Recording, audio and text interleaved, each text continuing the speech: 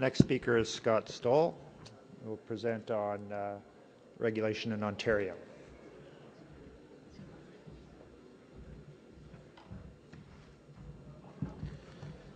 Thanks very much. And while they're getting the presentation up, I'll just start. I'm going to talk a little bit about the regulation of the electricity industry in Ontario, and really the regulation, whether it's market, is influenced by a lot of factors. And so I'll give you a little bit of context, some of what you've seen before. Basically, Ontario has 12 million people, or a little over 4 million customers or ratepayers from an electricity perspective. The size is slightly bigger than Nigeria, with just over 1 million square kilometers. We have a significantly more water resource in some ways, but not necessarily power generation. And given the size and the lack of population, we end up with large areas where there's very, very little going on and very little infrastructure. Okay.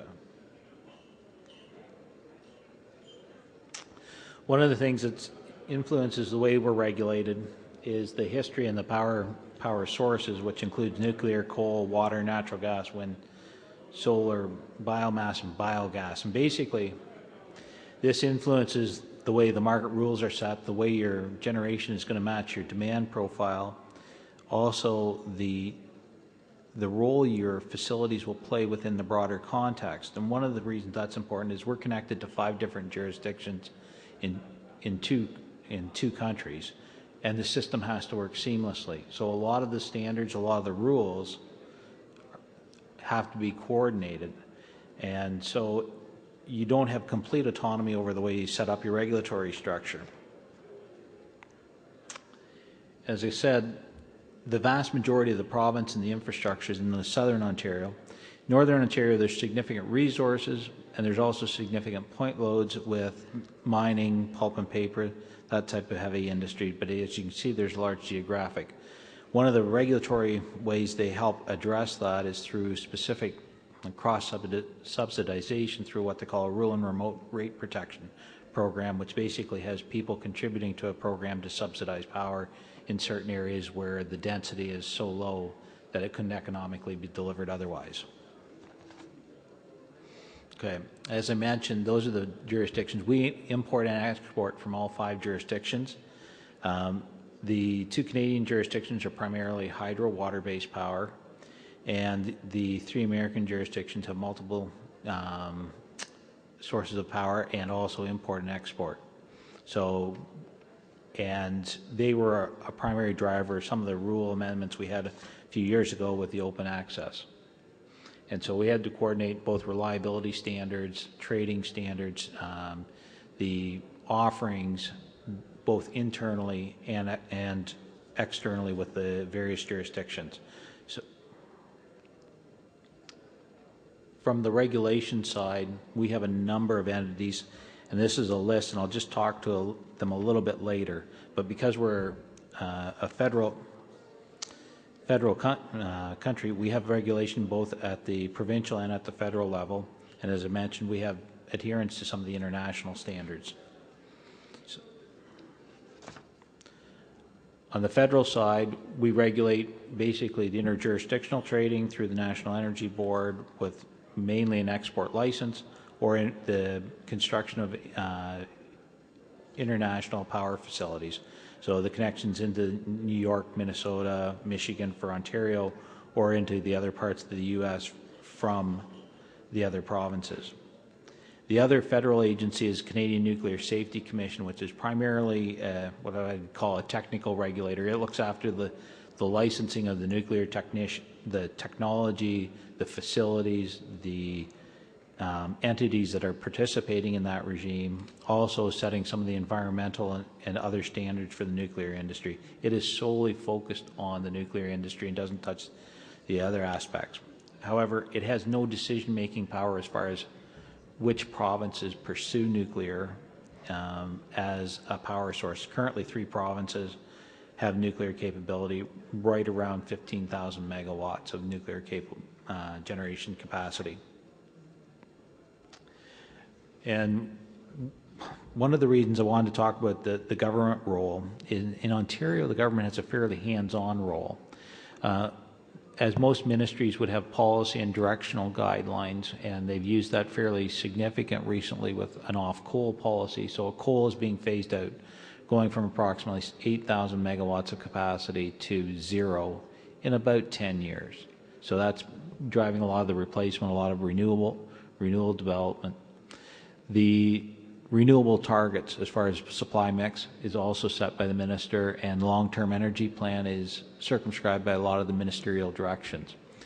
So, and the minister has significant power through what they call directive power. So he can direct various regulatory bodies to implement certain plans, and they can be very specific. And we'll get into these later with a couple of the regulators. The one element of the directive power is the more it's used, or the more inconsistent or more switching that goes on, creates regulatory risk, which creates a number of issues for people. Where'd it go? Okay. This is kind of an overview of how the system is regulated. The Ontario Energy Board is basically the economic regulator, and they will license and any participant in the system. There are a few exemptions, but basically they license the transmitters, distributors, generators, retailers. They're also involved in compliance and enforcement for all entities, and they're rate setting for the transmitters and distributors.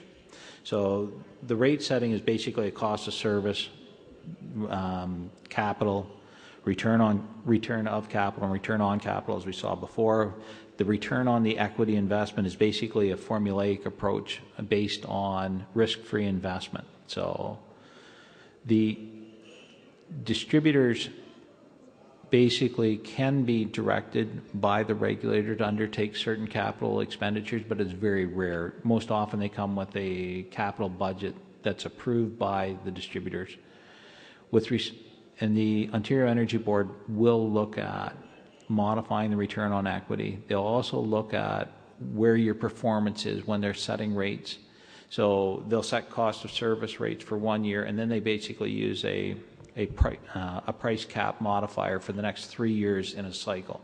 We have 80 distributors, so they do basically 20 cost of service hearings a year. The others go through a fairly formulaic approach for what they call incentive regulation, because it's a formula that escalates the price based on inflation. But if you're a poor performing utility, there is a clawback in the price cap. So basically, the better you perform, the more revenue you're able to earn during those interim years. The independent electricity system operator basically reports to the Energy Board in the way it wants to spend its money, and that will work its way into the bill. But the IESO basically sets the market rules, who trades in the wholesale market, who participates in the wholesale market. And it also looks after short and midterm planning, connection assessments to the transmission grid, and basically the scheduling and dispatch of loads and generation. It's also involved in the settlement process. Originally, this was set up to be the independent electricity market operator. They were going to be Ontario was going to have a completely almost a merchant style market. They were going to be a merchant market operator and also the settlement agent, look after some of the long-term planning. That's evolved over time. And you've seen the Ontario Power Authority, which is primarily the single buyer in this market from generators. The distributors are basically a pass-through, so they basically are a complete price taker within the market and are protected that way on commodity risk. They do not enter power purchase agreements in Ontario. So the Ontario Power Authority basically contracts with the generators to encourage the investment in generation. There is a market bidding system. However, it's not a true market, and there is the true-up, as Ron mentioned in the earlier presentation. Okay, so how does it, and so from a customer's perspective, how does this get reflected? And if we look at it, the Ontario Energy Board is prevalent in a few areas on a customer's bill. The commodity is basically influenced by their regulation, because there's some heritage assets which are cost of service on the generation side, but most of it is contracts to the OPA. So the OPA contracting price, and the contract price from the OPA depends on which version or vintage of contract and fuel source. So water, wind, solar are all priced differently, as is combined heat and power or natural gas. So with delivery, that's basically a function of the Ontario Energy Board and the relevant transmitter and distributor. So the transmission costs are incorporated into the distribution rates and the delivery charge, and those are set by the Ontario Energy Board, and it is basically a cost of service methodology with an incentive rate for the distributors.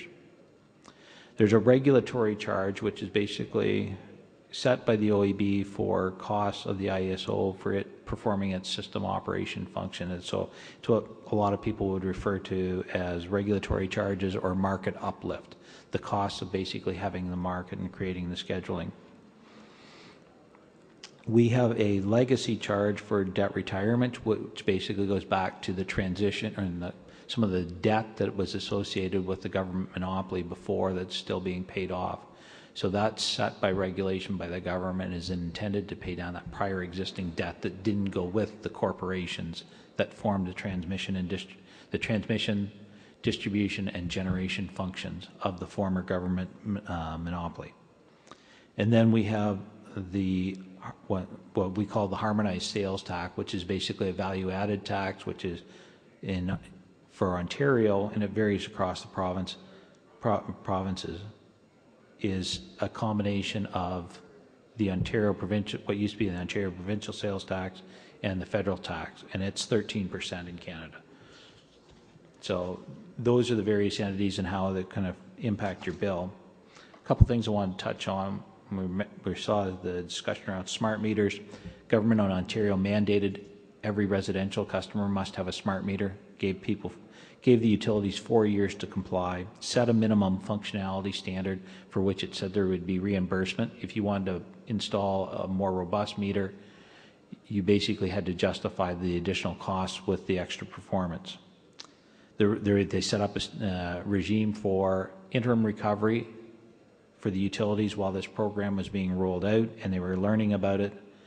And basically, after the installation, the utility comes in during their cost of service application and seeks full recovery for the smart meters. Also, they have to deal with the stranded meters, so all the old meters that were gone.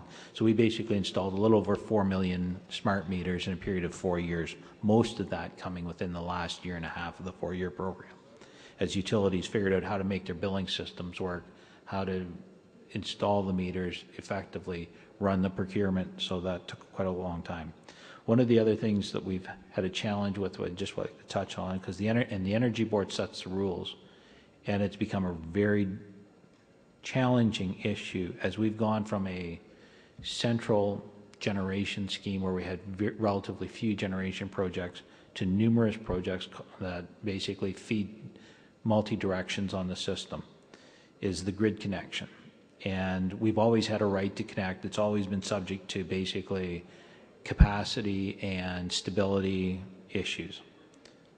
The government basically encouraged that to encourage investment in renewables.